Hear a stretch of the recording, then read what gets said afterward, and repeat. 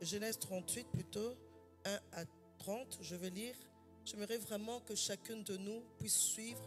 Déjà la scénette nous a déjà expliqué, nous a mis dans le contexte, dans l'histoire. Mais nous allons lire pour que chaque fois quand je parlerai, chacune de nous puisse se retrouver, qu'on soit toutes sur la même longueur d'onde. Alléluia. Voilà. Aujourd'hui, je parlerai de Tamar. Le sous-thème que le Saint-Esprit m'a inspiré pour tous ces trois personnages, c'est la sensibilité spirituelle. La sensibilité spirituelle. Judas dont on nous parle dans ce passage, c'est vraiment, je tiens à remettre ce passage dans le contexte de ce qui s'est passé à ce moment-là, pour que chacun de nous puisse très bien comprendre. Judas, dont on nous parle dans ce passage, c'est l'un des fils de Jacob. Jacob avait 12 fils et Judas était le 4e fils. Ensemble avec ses frères, ils avaient décidé de tuer leur frère Joseph. Pourquoi? Parce qu'ils étaient jaloux de lui, parce que Joseph avait des songes, parce que Joseph était aimé de son père. Il était, si je puis dire ainsi, le préféré de son père. Et Joseph était le 11e enfant de la famille. Alors Judas était celui aussi, au verset 26 du chapitre 37, qui a empêché ce frère de tuer Joseph. Finalement, ses frères l'avaient écouté, Joseph n'avait pas été vendu. Alors commence le chapitre 38 que nous venons de lire. En ce temps-là, Judas s'éloigna de ce frère. Judas s'éloigna de ses frères et il va se retirer vers un homme d'Adullam nommé Hira. Là, arrivé là-bas, Judas prendra pour une femme une Cananéenne. Étrange, non? On ne cite pas le nom de la femme. On dit juste qu'il épouse une femme. Or, dans la généalogie de Jésus-Christ, on ne cite pas aussi le nom de Bathsheba. Ou bien Bathsheba, c'est comme vous voulez. Pour Tamar, il est écrit Judas engendra de Tamar. Pour Ruth, il est écrit Boaz engendra de Ruth. Pour Marie, il est écrit Jacob engendra Joseph, l'époux de Marie, de laquelle est né Jésus. Mais pour Bathsheba, on ne cite pas son nom. La Bible dit au verset 6, le roi David engendra Salomon de la femme d'Uri. Des fois, je me pose la question, je prie, je dis Seigneur, aide-moi un peu à comprendre. Pourquoi pour certaines personnes, tu tais les noms et pour d'autres, tu cites les noms? Dieu seul sait. Il fait ce qu'il veut comme il veut. Il agit d'une façon qui lui plaît. J'aime bien le psaume 115 au verset 3 qui dit notre Dieu est au ciel, il fait tout ce qu'il veut. Il fait tout ce qu'il veut. Je veux que tu retiennes cela. Dieu fait tout ce qu'il veut. C'est lui qui décide. Ce n'est ni toi ni moi. Quelle que soit l'onction que je peux avoir, quelle que soit la spiritualité que je peux avoir, quel que soit le temps de jeûne que je peux prendre, quel que soit le niveau de la vie de sanctification que je peux avoir, c'est Dieu qui décide. Il fait ce qu'il veut, comme il veut. Ce qu'il veut, comme il veut. Et ensuite, Judas prendra pour une femme nommée, là on cite le nom, Tamar. Et nous voulons parler de Tamar aujourd'hui. Et nous connaissons la suite de l'histoire parce que nous avons lu tous les chapitres 38. Mais lorsque nous lisons cette histoire elle est vraiment intrigante, n'est-ce pas? Très intrigante, difficile à comprendre.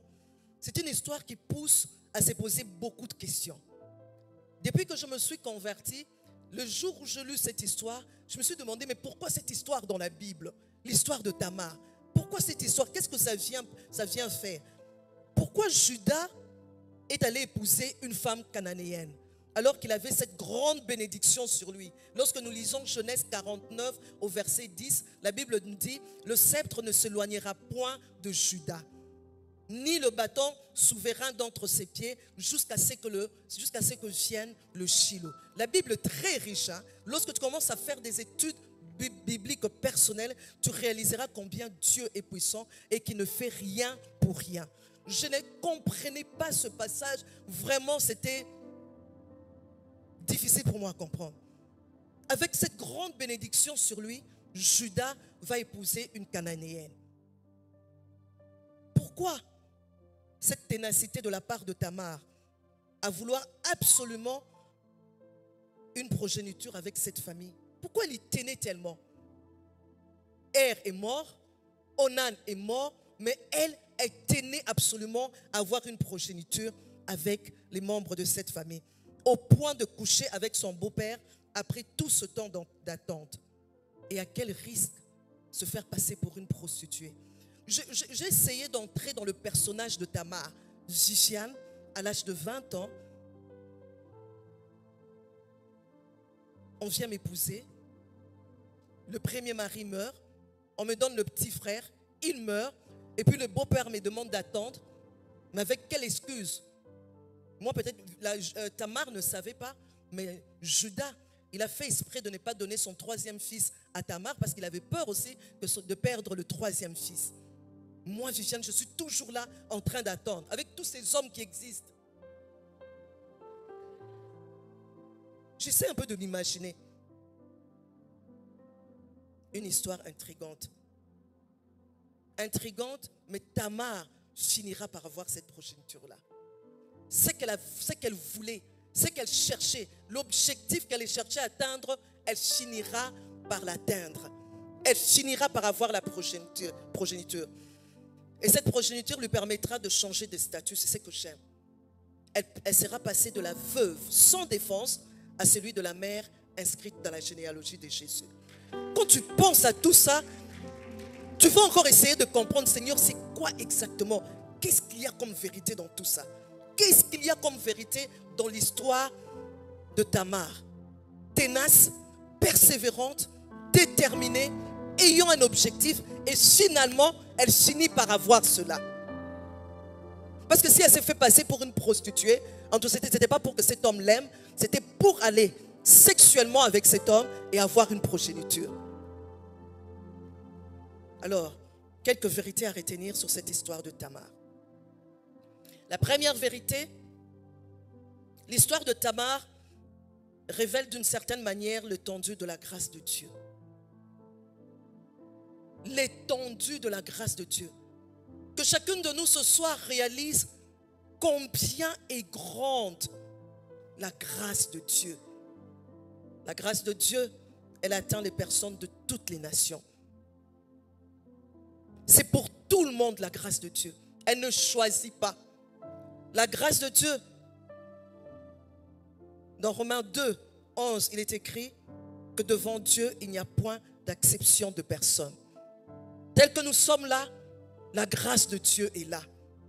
La grâce de Dieu, elle est offerte gratuitement et n'a rien à voir avec la loi ou avec nos propres efforts pour nous améliorer. Elle est offerte gratuitement. Est-ce que Tamar méritait cette grâce? Non. Est-ce qu'aujourd'hui, Viviane, tu mérites cette grâce? Non. Assise là, est-ce que tu mérites cette grâce? Tu as dormi toute la nuit, mais ton cœur a continué à battre. Tu mérites? Le matin, tu te réveilles, tu ouvres les yeux, tu peux descendre de ton lit. Ce soir, tu peux être là assise. Ce n'est qu'une grâce. Ce n'est qu'une grâce. Mariée, 32 ans de mariage, 4 enfants, 33 ans cette année, 4 enfants, 4 filles mariées avec 7 petits enfants. Ce n'est qu'une grâce. Ce n'est qu'une grâce. Que je me tienne sur mes 2 jambes, que je sois en mesure de marcher, que je sois en mesure d'entendre. Ce n'est qu'une grâce. La grâce, c'est la manifestation imméritée de l'amour de Dieu envers des hommes pécheurs. Nous ne pouvons pas en sonder la nature et l'étendue, ni décrire d'une manière complète c'est quoi la grâce de Dieu. Et la grâce de Dieu, elle est une nécessité pour notre vie. Sans la grâce de Dieu, tu n'y arriveras pas. Je prie que ce soir, qu'une femme comprenne qu'elle a besoin de la grâce de Dieu. Que sans la grâce de Dieu, elle n'y arrivera pas. Sans la grâce de Dieu, elle ne s'en sortira pas. Regardez où la grâce de Dieu a amené Tamar. Elle est passée de la veuve sans défense à l'état de la mère inscrite dans la généalogie de Jésus. Juste comme ça. Pourquoi Tamar? La grâce de Dieu l'a localisée. Et ce soir, la grâce de Dieu te localise aussi. Tu es là assise dans la présence de Dieu. Tu entends ces choses. Même toi qui nous suis au travers des médias, ce n'est pas pour rien. J'aimerais te dire ce soir que quelque chose est sur le point d'arriver dans ta vie. Quelque chose est sur le point d'arriver pour toi. C'est pourquoi Dieu te fait cette grâce de te retrouver ici. C'est pourquoi Dieu te fait la grâce d'entendre ces choses. Pourquoi toi? Pourquoi moi? Pourquoi ce n'est pas toi comme oratrice? Pourquoi c'est moi? Je reconnais que c'est une grâce. Et je saisis la grâce. Pourquoi ce n'est pas Julie qui est assise là? Pourquoi c'est toi qui es assise là? La grâce. Ne gaspille pas. Ne sois pas indifférente. Ne gaspille pas. Pourquoi c'est toi? Pourquoi ce n'est pas l'autre? Tourne-toi vers Dieu avec un cœur ouvert. Reconnais que tu as besoin de lui. Tu as besoin de sa grâce. Jésus est mort à la croix pour toi. Il est mort à la croix pour toutes les âmes. J'aime. Dieu a tant aimé le monde qu'il a donné son Fils unique afin que quiconque, on n'a pas cité de nom, quiconque croit en lui ne périsse point, mais qu'il ait la vie éternelle. Tamar, elle a été sensible à la grâce de Dieu. Tamar se dit, je suis une Cananéenne et c'est moi que Juda choisit comme femme pour son fils. Pourquoi moi? Pourquoi moi? J'aime quand tu regardes à cette histoire, Tamar saisit, elle est sensible et elle saisit la grâce de Dieu. Elle ne dit pas non, elle dit oui, mais elle sait à qui elle se marie. La personne à qui elle se marie, ce n'est pas n'importe qui. C'est un Israélite. Et elle saisit cette grâce-là. On l'a choisi par Juda. Juda, descendant de Noé. Il y a eu Cham. Pas Juda, plutôt les Cananéens, c'est ça que je veux dire. Les Cananéens, descendants de Noé. Particulièrement du fils de Noé, Cham, qui a eu à voir la nudité de son père. Et son père, là, au lieu de le maudire, lui, il avait maudit son fils Canaan. Il a dit, Canaan sera esclave de ses frères. Et même quand je regarde dans ma vie, je réalise combien je suis aussi victime de la grâce de Dieu. J'avais 20 ans à l'époque. Plus belle que moi existait. Plus spirituelle que moi, il y en avait. Meilleure que moi, il y en avait. Mais Roland Dallot a regardé, c'est moi qui l'ai choisi. Je reconnais que c'est une grâce. Pourquoi moi?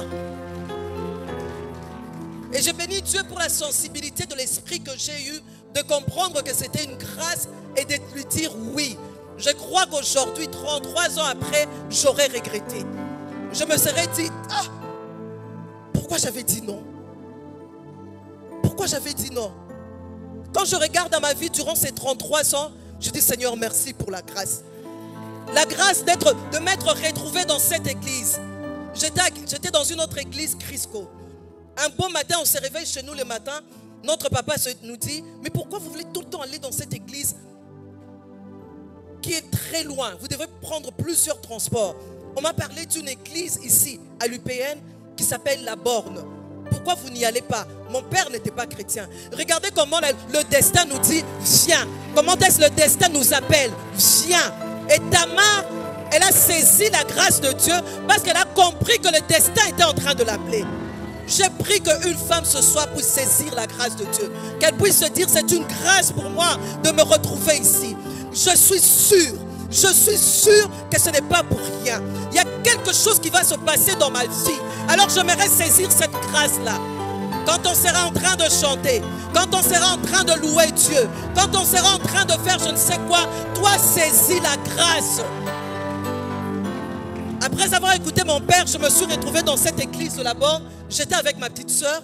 On a regardé, on s'est dit, waouh, une telle église existe. Là où nous étions, c'était une église où on parlait plus en lingala. Et ma soeur et moi, on n'était pas très fortes à cette époque-là en lingala. Maintenant, je suis vétéran. Arrivé à la borne, je dis, waouh, il y avait des belles filles. Il y avait de beaux garçons. J'ai aimé cette église. Des jeunes comme moi. Je dis, Viviane, plus belle que toi, plus beau. Des beaux jeunes hommes. Mais regarde comment ils craignent Dieu. Regarde comment ils servent Dieu. Et j'ai compris que Dieu m'avait appelé. Il m'a appelé. J'ai saisi cette grâce. J'étais à la borne. Et j'avais comme responsable le frère Roland Dallot.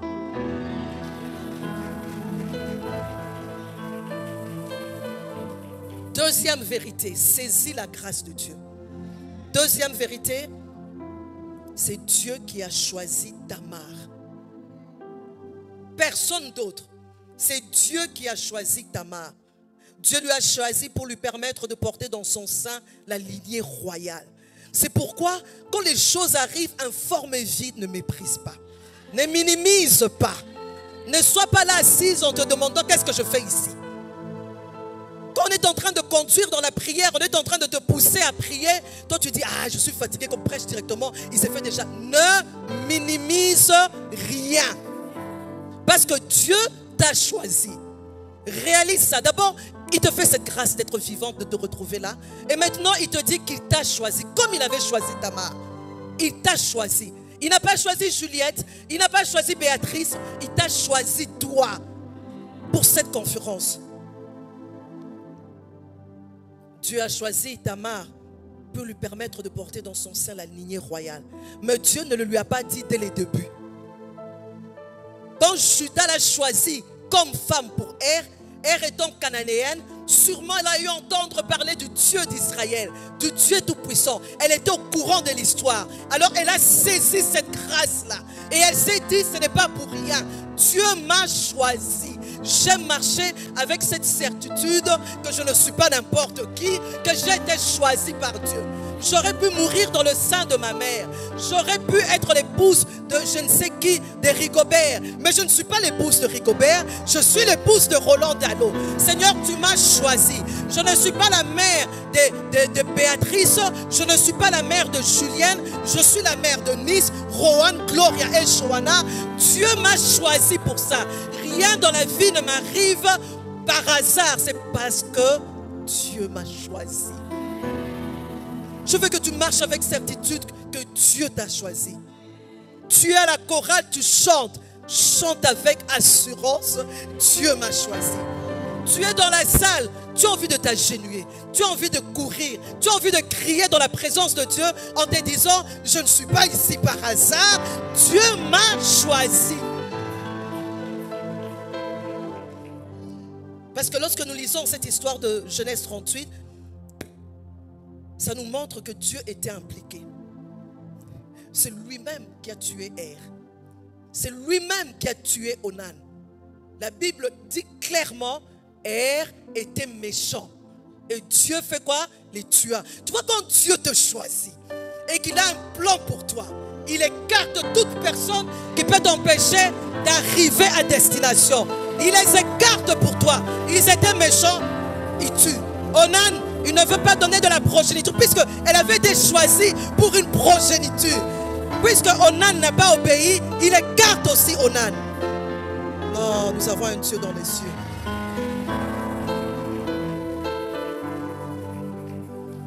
Pourquoi Tamar? Pourquoi Viviane? Pourquoi toi? Là où Dieu t'a placé, là où tu te trouves dans cette maison, là où tu es assise, pourquoi toi? Pose-toi toujours la question, pourquoi moi? Comme maman Lily, plutôt le pasteur Nomak, quand il m'a dit il y a une année, maman Viviane, on aura une convention de femmes et j'aimerais que tu sois l'une des oratrices. J'ai dit ok, on en parlera. Et j'ai prié, je priais pour ça. Et puis le temps est arrivé, il fallait prendre une décision. J'ai prié, j'ai senti qu'il fallait que je vienne. J'ai dit oui. Mais j'ai dit Viviane, pourquoi moi? Pourquoi moi? Je ne suis pas la meilleure oratrice de la France. Je ne suis pas la meilleure oratrice du monde. Mais pourquoi moi? Je saisis la grâce. Et je me tiens ici avec assurance que c'est Dieu qui m'a choisi. Il m'a choisi pour atteindre un objectif. Et j'y travaille. Et je me mets, je me mets à prier, je me mets à implorer la grâce de Dieu. Seigneur, que tes objectifs soient atteints.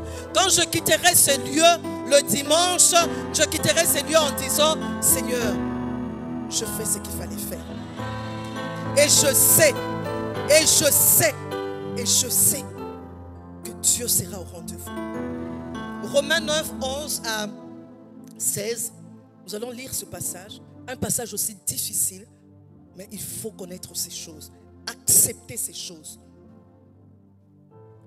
Romains 9, 11 à 16 et puis le verset 33. Vous y êtes? Amen.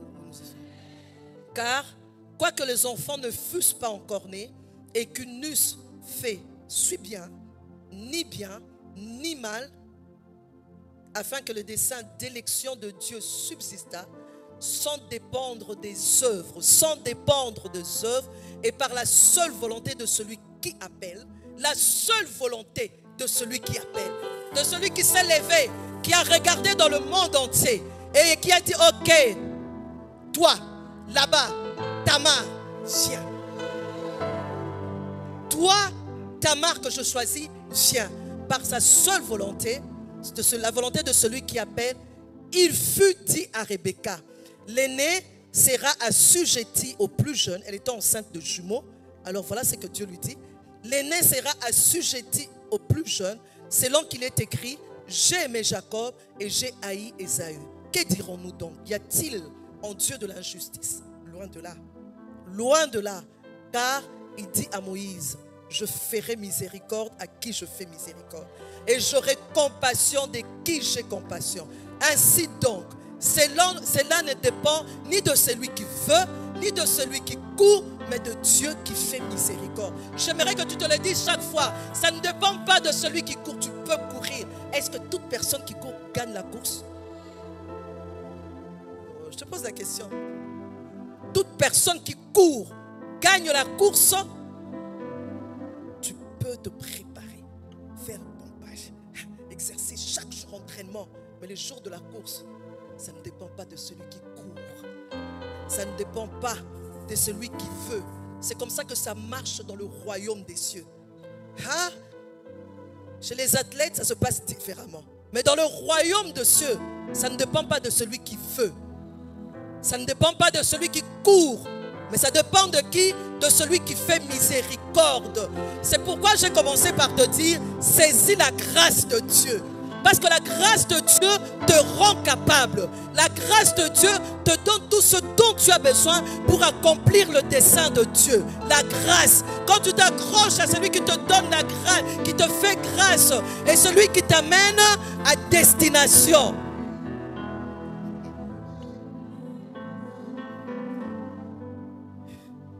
Et j'aime au verset 33, il est écrit, voici je mets en Sion une pierre d'achoppement et un rocher de scandale. Et celui qui croit en lui ne sera point confus. Donc ce n'est pas question de se dire, moi je suis toujours présente à la chorale, je chante, mais Dieu ne se souvient pas de moi. Je suis tout le temps à l'église, mais Dieu ne se souvient pas de moi. C'est ta relation profonde avec Dieu. C'est ta soumission à Dieu, à ce qu'il veut pour toi. Tu es peut-être dans la chorale, mais tu es un chômeur debout. C'est pas là où il te veut.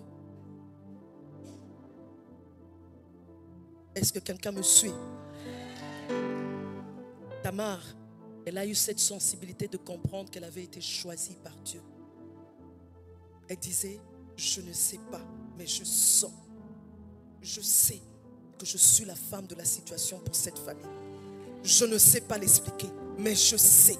Quand je me suis mariée à Roland Dallot et qu'il était en train de m'expliquer c'est quoi être la femme d'un serviteur de Dieu, il était en train de m'expliquer ce qu'il attendait, je ne comprenais pas très bien. Mais je savais que j'étais au bon endroit, mariée à la bonne personne et que j'étais la femme de la situation.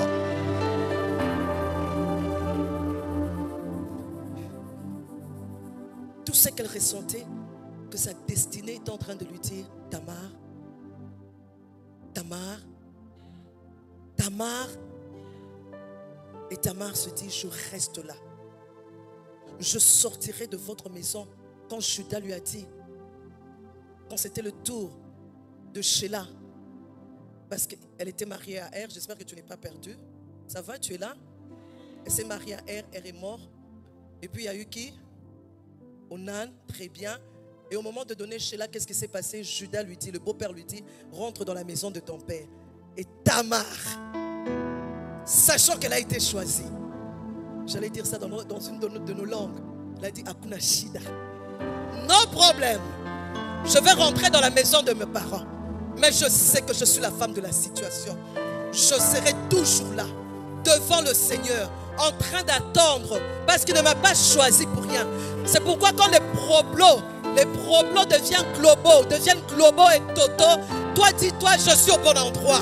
Je sais que Dieu m'a choisi. Je ne comprends pas, mais je sais que quelque chose va se passer. Je sais que j'arriverai à destination. Je sais que le plan de Dieu va se réaliser pour ma vie. Je n'ai pas encore tout le puzzle là. Je ne sais pas encore mettre toutes les pièces. Je n'ai pas toutes les pièces. Mais au moins, j'ai le Dieu capable de faire des choses. Alléluia. Alléluia. Je sortirai de votre maison, mais je n'oublierai pas. Je ne me laisserai pas distraire. Je ne me laisserai pas distraire. Elle se disait, c'est mon droit. Dieu me l'a donné. C'est moi qu'il a choisi pour cette lignée royale. Elle le sentait, la sensibilité spirituelle. Moi, je dis toujours à la femme, tu dois sentir. Comment tu ne sens pas? Tu n'es pas alerte. Tu es distraite. Tu dois sentir.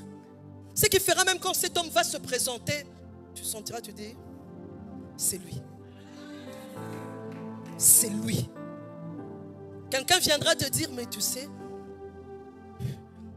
il ne te mérite pas. Tu regardes la personne, Sambala. Je sais que c'est lui. Je sais que c'est là que je dois être. Dans l'éducation des enfants, tu éduques selon que Dieu demande. Tu poses les actes qu'il faut au moment où il faut. Tu dois être cette femme qui sent, qui a cette sensibilité. Tamar sentait, elle savait. Elle ne s'est pas expliquée, mais elle savait. Elle savait.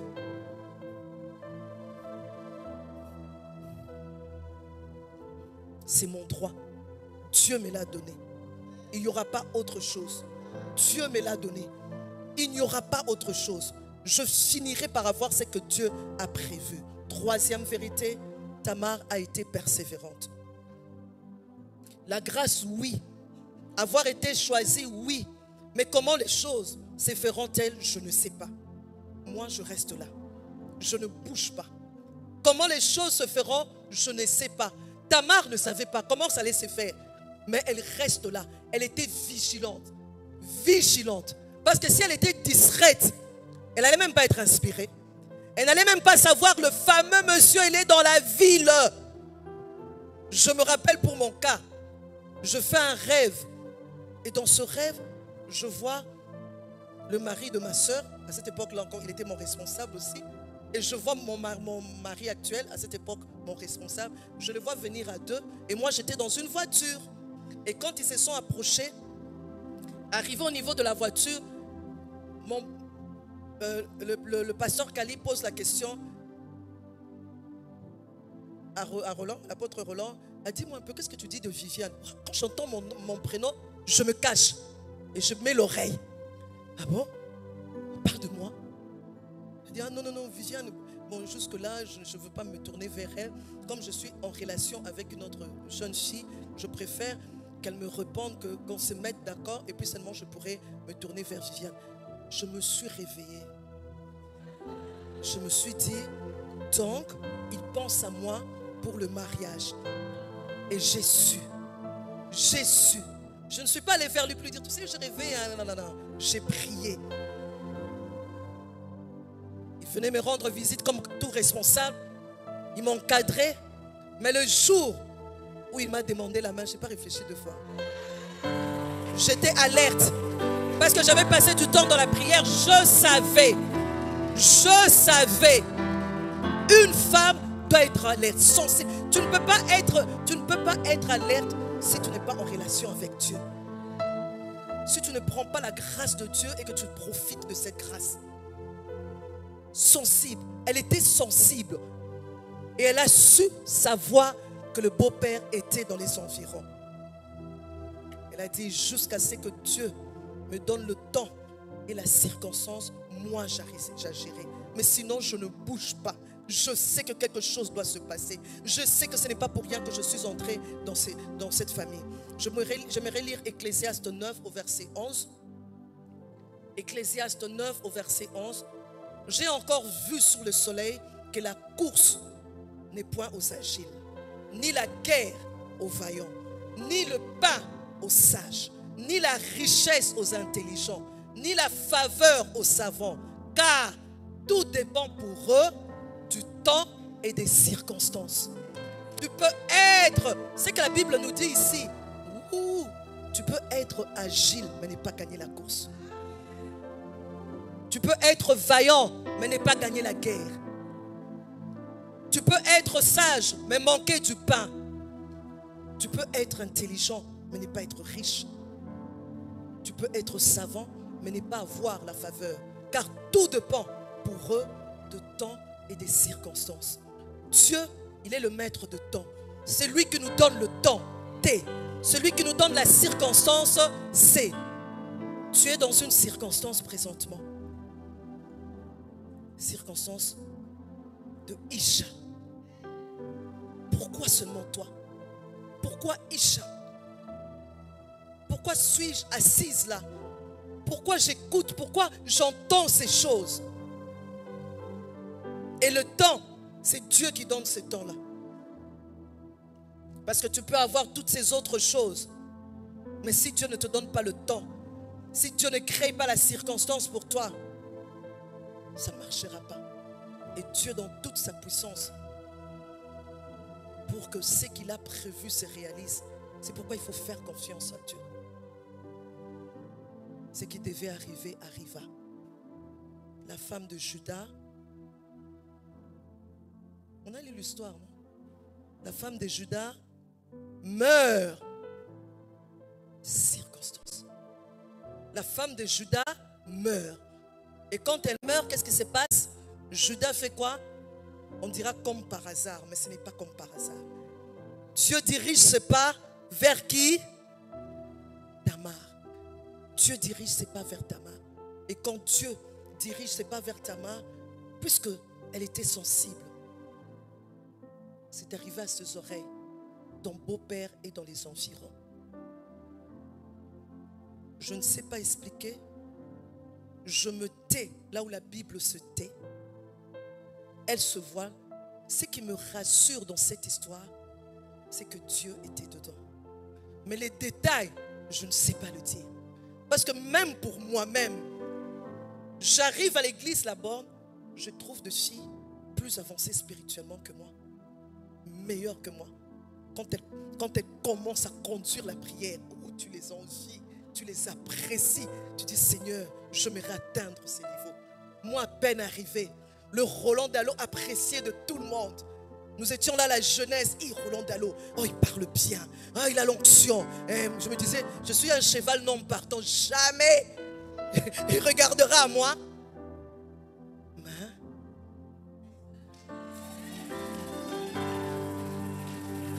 Et ça, c'est Dieu qui sait faire les choses. Pourquoi moi? Meilleur que moi, il y en avait. Plus spirituel que moi, il y en avait. Je venais à peine de me convertir. Et mon père venait à peine de quitter l'occultisme. Je me rappelle même chaque fois qu'on faisait des appels, les responsables dans les encadreurs de la jeunesse me faisaient signe, passe devant. À ma soeur et moi, parce que nous leur avons dit que notre papa était dans l'occultisme. Alors chaque fois on était obligé de passer devant. Quand tu passes devant, esprit de le sort. Donc, je disais nous là, pour qu'on approche les serviteurs de Dieu, cheval non partant. Mais Dieu,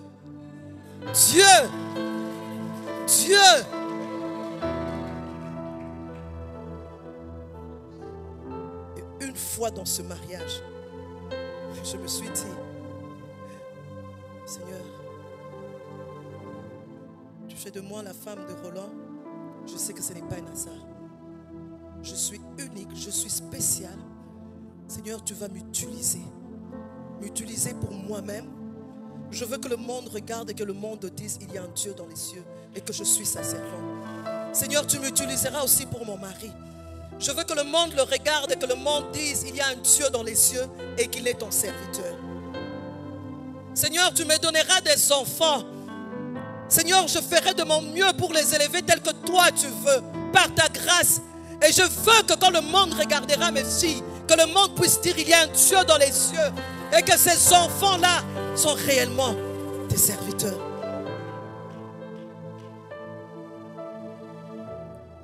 Tamar, elle a sauté sur la circonstance parce que Dieu lui a donné la circonstance. Combien plusieurs d'entre nous passons à côté, distraction. Combien plusieurs d'entre nous ne saisissons pas le temps T. Dieu nous donne le temps, mais nous ne saisissons pas ce temps. Et c'est que j'aime avec Dieu, avec lui, on peut toujours recommencer à zéro. On peut toujours recommencer à zéro. Tu peux te dire encore durant cette conférence, Seigneur, voilà, tu me donnes encore le temps d'écouter la parole. Jusque-là, Seigneur, je ne mettais jamais en pratique la parole. J'écoutais, mais je m'arrêtais à écouter. Mais je ne la mettais pas en pratique, Seigneur, je change. Dieu te donne encore le temps de te dire, Seigneur, j'ai été tellement négligente dans la lecture de la parole, je ne te connais même pas bien. Ça fait plusieurs années que je viens à l'église. Tu m'as donné plusieurs fois le temps de t'écouter. Mais Seigneur, je n'ai rien fait. Je ne lis même pas la parole. Tu m'as donné la bonne santé pour lire la parole, mais je ne lis pas. Seigneur, je peux encore recommencer avec toi. Durant ces 5 jours, tu peux encore dire, Seigneur, merci pour ce temps que tu me donnes encore où je peux pardonner. Je n'arrive pas à pardonner. Mais Seigneur, tu me donnes encore le temps. Si je pardonne, je sais que les choses seront différentes. Je sais que Dieu est en train de parler à une Tamar. Une Tamar. Une personne qu'il a choisie. Il est en train de parler à une Tamar ce soir. Voilà la grâce que je te donne. Dieu est en train de te dire, je t'ai choisi. Dieu est en train de te dire, je te donne encore le temps. La circonstance, c'est maintenant, durant ces 5 jours.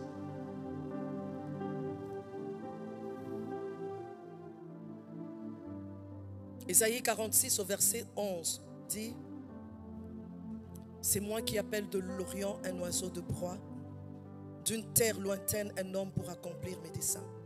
Je l'ai dit et je le réaliserai. Je l'ai conçu et je l'exécuterai.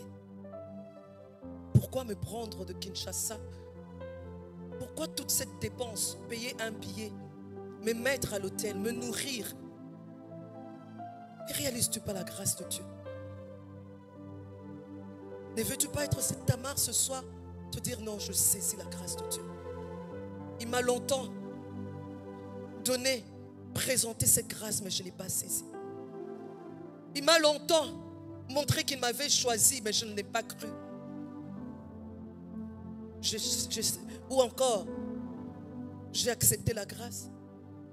J'ai accepté que j'étais choisi, mais je ne persévère pas. Je suis découragé. J'aimerais ce soir que tu parles à Dieu. J'aimerais ce soir que tu regardes à ta vie. Tamar, elle a été persévérante. Elle a rencontré cet homme. Elle a fini par avoir cette progéniture. Elle a pu dire ouf.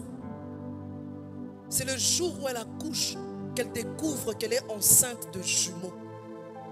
Et que l'un des jumeaux serait l'enceinte de Jésus-Christ. Avant, Dieu ne lui avait rien dit. Alors, ce soir, que fais-tu de la grâce de Dieu? Je croyais que tu allais prier. Je croyais que tu allais parler à Dieu. Que fais-tu de la grâce de Dieu? Si tu es là présente, tu veux dire, Seigneur, j'aimerais saisir ta grâce. Seigneur, j'aimerais encore dire que tu m'as choisi. Seigneur, j'ai pris conscience que je suis ton choix. Je n'existe pas par hasard. Quel que soit le problème dans la famille, je n'existe pas par hasard. Je suis ton choix. Tu aimerais lui dire ce soir, Seigneur, je tiens à persévérer. Seigneur, je veux persévérer jusqu'à ce que j'accomplisse ma mission. Si tu veux répondre à ces 3 appels, lève-toi.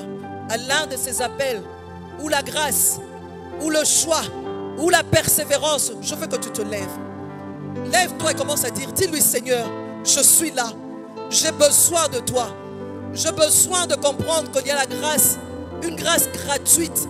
Waouh, ce genre de message, quand tu entends ça, en tout cas, je ne pense pas que ta vie restera la même. Alors, prenez le temps de prier par rapport à ce message. Prenez le temps de prier vous-même, là où vous vous trouvez, en tout cas. Que Dieu vous bénisse. N'hésitez pas à reprendre ce message même 3, 4, 5 fois, comme vous voulez, même en boucle. Bref, que Dieu vous bénisse. On se retrouve prochainement dans un prochain numéro. C'était bel et bien votre Mama Kimia Sarah, la queen de la sable, la queen des médias, la mère des nations, qui vous a proposé en tout cas ce message. Bye bye, à très bientôt.